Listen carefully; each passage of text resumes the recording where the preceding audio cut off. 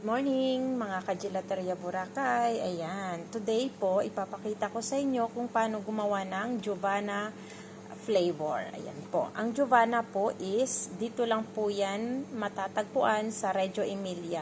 Yan po ang flavor ng Reggio Emilia, Giovanna. Semifredo po siya. Gawa po sa pana, mascarpone at saka crocante di mandorla. Alright, simulan na natin. Una, maglalagay ako ng zucchero. Ayan. Nasa 200 grams. At maglalagay din tayo ng distrosyo.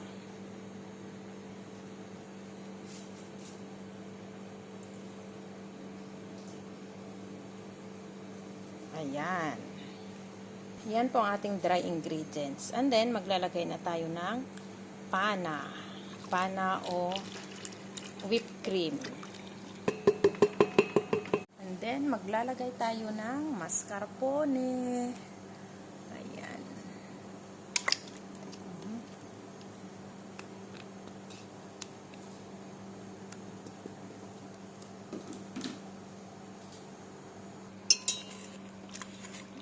Haluin muna natin bago ihalo ng mixer. So, ayan. Alright.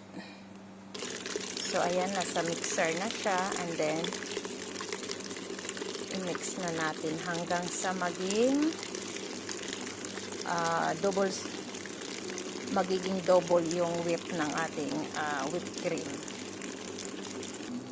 Ang Giovanna, ang pinakamadaling gawin na ice cream flavor.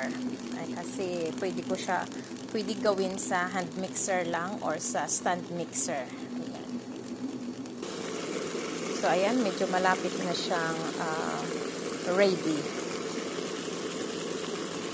Dapat kailangan hindi rin siya ma-overmix kasi pag ma-overmix, magiging butter po siya.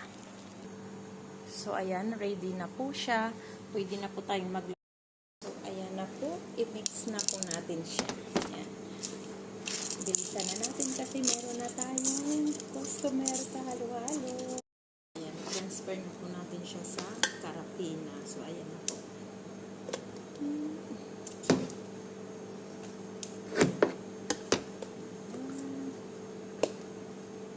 Ito na ang ating Giovanna ice cream.